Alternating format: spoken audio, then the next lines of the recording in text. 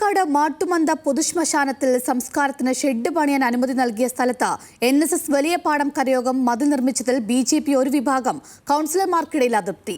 വിഷയം തദ്ദേശ സ്വയംഭരണ തെരഞ്ഞെടുപ്പിൽ ഉൾപ്പെടെ തിരിച്ചടിയാനുള്ള സാധ്യതയുണ്ടെന്നാണ് ഒരു വിഭാഗം പറയുന്നത്.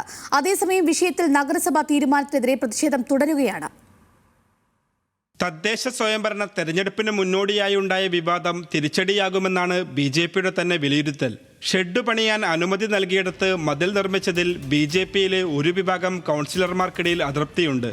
വേണ്ടത്ര ജാഗ്രതയോടെ വിഷയം കൈകാര്യം ചെയ്തില്ലെന്ന് ഒരു വിഭാഗം പറയുന്നു.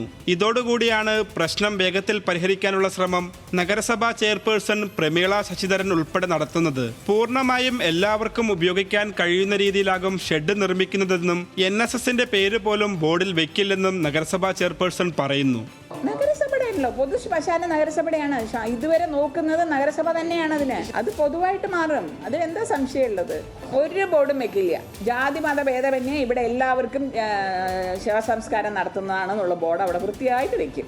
ഷെഡ് നിർമ്മിക്കാൻ തങ്ങൾക്കും സ്ഥലം ആവശ്യമാണെന്ന് പറഞ്ഞ് വിവിധ സാമുദായിക സംഘടനകൾ നഗരസഭയെ സമീപിച്ചത് അറിഞ്ഞില്ല എന്നാണ് ചെയർപേഴ്സൺ പ്രമീള ശശിധരൻ വിശദീകരിക്കുന്നത്.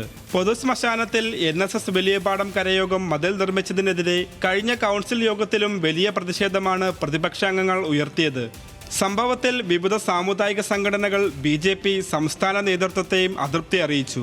മനുഷ്യരെ വേർതിരിക്കാൻ ശ്രമിക്കുന്ന പ്രവണതകളെ അംഗീകരിക്കില്ലെന്ന് തദ്ദേശ സ്വയംഭരണ വകുപ്പ് മന്ത്രി MB രാജേഷ് ഉൾപ്പെടെയുള്ളവർ വിമർശനം ഉന്നയിച്ചിരുന്നു.